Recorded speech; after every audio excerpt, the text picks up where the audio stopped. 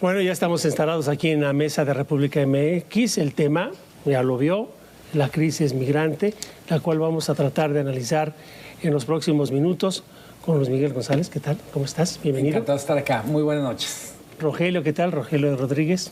Es un gusto. Bienvenido, buenas noches. Buenas noches. Y Alicia Salgado, que otra vez ganaste la nota, Alicia. ¿Cómo estás? ¿Cómo estás? ¿Cómo están? Muy buenas noches. Pues sí, la nota, ¿no? Sale Juan Collado de la cárcel. Creo que finalmente fue una defensa que le llevó muchísimo tiempo, pero estará todavía un periodo de tiempo en libertad provisional. Sí. Y no podrá salir del país, pero ya no será en cautiverio. Todavía está en el hospital, ¿no? Sí. Bueno, ya hablaremos. Ahí va a seguir hasta la próxima semana. Habrá tiempo para platicar de ello, pero esta noche sí quisiéramos dedicar algunos minutos porque, caramba, no deja de ser noticia, no deja de ser motivo de análisis, de reuniones. Ya veíamos al presidente que se reunió con los gobernadores. Es un tema constante en la relación bilateral. Es un tema que el presidente ha querido abordar con los países de Centro y Sudamérica, pero que en realidad no se ve, las fronteras están rebasadas, y hablo de las dos, de la que tenemos en el sur y la que tenemos en el norte, y en el trayecto las entidades que tienen que atenderlos rebasadas, los refugios rebasados. ¿Por dónde entrarle? Luis Miguel? Creo que lo más importante es entender que son varias crisis al mismo tiempo, y yo diría, hay que entender que es un fenómeno que llegó para quedarse, del que nos ocupamos nos ocupamos intermitentemente de algo que ya es permanente. La última vez que hablamos mucho de migrantes fue en mayo, cuando se estrenó el título 42. Había una especie de efervescencia en los medios por decir, ¿qué está pasando? Cuando digo son varias crisis, tenemos lo que está pasando en la frontera con Estados Unidos, la decisión del alcalde de Eagle Pass, tenemos lo de Ferromex con, yo diría, el botón que aprieta la empresa y dice, está habiendo muchos accidentes con migrantes que usan el tren, yo diría, y luego tenemos los focos migratorios en la zona sur, esto que atribuyen a los haitianos. ¿Qué es nuevo, si se puede decir así? Tenemos una temporada alta en el número de personas que podemos denominar como migrantes. No es nuevo que la autoridad esté desbordada. Yo diría, el presidente tiene mucha razón cuando dice el problema de fondo es atender las causas que generan la migración en los países de origen. Más allá de la retórica, lo que sí tenemos es que en territorio nacional, pues la atención está a cargo de policías y de rudos en su mayoría. De policías, y si no, cuando son cooptados por el crimen. Rogelio. Claro. Pues completando lo que dices, Luis Miguel, yo creo que el tema es que hemos normalizado algo terrible. El fenómeno migratorio, el fenómeno de refugiados desplazados por México. Porque efectivamente hablamos de mayo y estamos hablando nuevamente porque Ferromex decidió hacer un anuncio, muy responsable, por cierto, de decir, detengo 60 trenes, porque a bordo van personas que se caen, se lesionan, se mutilan o se mueren. Dado ese anuncio, entonces nos subimos a una dinámica que hoy se está hablando en la Asamblea General de la ONU, a una dinámica donde hay 82 millones de refugiados en el mundo, de migrantes, cifra solo comparable con las que se dieron después de la Segunda Guerra Mundial, y México lo ha normalizado. Ahora, nuestro problema no es un tema necesariamente de migrantes, trabajadores, como en otro tiempo. El caso de los venezolanos se cuece aparte. Y no es un tema de atender las causas únicamente, porque el tema de los venezolanos es gente de clase media o gente de clase media baja que está saliendo por problemas de índole político de su país. Y Estados Unidos ha dicho, ofrezco 450,000 aproximadamente permisos temporales a trabajadores mientras proceso sus solicitudes para que les demos asilo, para que les demos el refugio. Esa circunstancia que, aunque aparentemente es que acrediten antes del último día de junio o de julio, los despachos de abogados, hay que decirlo, también allá inescrupulosos están viendo la manera de cuadrar. Entonces esa es una invitación y es inusitado porque los migrantes de esta crisis son venezolanos fundamentalmente. están esperando la cita para que se les dé el proceso, la aplicación que ellos llaman, la solicitud de la application. Y esa circunstancia México lo toma por sorpresa, cuando México entonces debería cambiar su política. Este no es un tema del Instituto Nacional de Migración únicamente, es un tema de ese Instituto Nacional de Ayuda a Refugiados de los años 70, que parece ser que solo es decorativo. Hay que regresar a revisarlo. Hay que ver el tema del ACNUR en México. Hay que tomarnos más en serio y hay que legalizarlos. Hay que darles una entrada y hacer que pasen por camiones y por trenes, claro, por aviones, y que lleguen a la frontera. Vamos a darle la cara a este tema. Este tema es parecido, y termino, al tema del aborto. Existe y lo negamos hasta que entramos a regularizarlo. Tenemos que regularizarlo. Pero otro factor, otro elemento en todo esto que nos acabas de decir, Rogelio, pues es el país destino, que es Estados Unidos, que tiene, desde luego, una serie de condiciones y una serie de políticas, que es lo que tenemos hoy en día. Alicia. Mira, no es solamente una serie de políticas. Si tú revisas las cifras del Departamento de Fronteras de los Estados Unidos, de Inmigración y Fronteras, lo que te das cuenta es que el flujo de migrantes es algo normal y continuo en los Estados Unidos. Tienes 2,5 millones de migrantes de enero a septiembre que han entrado a los Estados Unidos o que han tenido algún tipo de detención, ¿no? Pero el 86% entra por la vía legal, entra con visa y se queda. Ese es uno de los temas que no se ve en los trenes, ¿no? Y el 60% de la migración es de mexicanos, no de venezolanos ni tampoco de guatemaltecos. Solamente el 6% son guatemaltecos, el 3% son hondureños. O sea, ahí te tienes una realidad poco comentada por nuestro propio gobierno. Y el gran fuerte de expulsión de migrantes mexicanos está viniendo de estados donde tienen dos características: uno, violencia, y dos, no tienen recuperación económica. Hay poco empleo diversificado. En consecuencia, tenemos un problema de atracción de un mercado creciente, que además muchos de estos migrantes van en busca de familiares que se han establecido en Estados Unidos o en busca de una oportunidad de empleo en condiciones diferentes a las que no está ofreciendo el mercado mexicano en materia de empleo, como tampoco lo ofrecen los otros mercados. Es un mercado normalmente que busca ingreso, porque en el país de origen no tiene ingreso y tienen una extrema pobreza y se van hacia allá. Digo, finalmente tenemos que, es muy poco común que los gobiernos reconozcan, uno, la necesidad de oferta laboral que tiene la economía norteamericana y el subsidio que reciben con el bajo costo de la contratación de mano de obra ilegal en el sector servicios, en el sector industrial y en el sector agrícola. Y México no ha establecido, por ejemplo, entre otras cosas, un mecanismo claro de respuesta para la contratación de mano casi esclava y no con seguridad y protección social en el campo.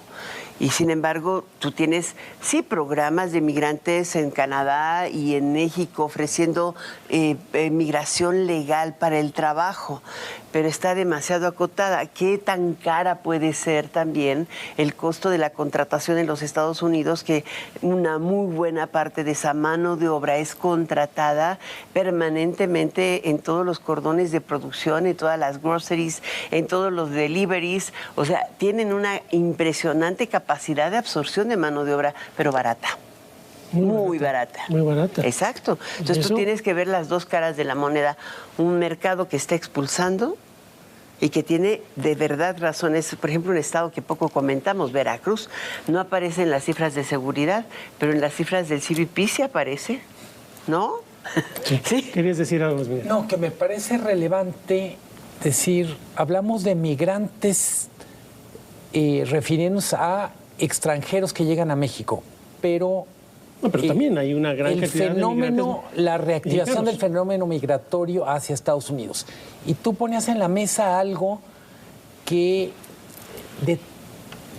lo normalizamos al punto en el que tendríamos cada rato que pellizcarnos y decir esto no puede ser. Cómo el crimen organizado se ha vuelto un protagonista del fenómeno migratorio.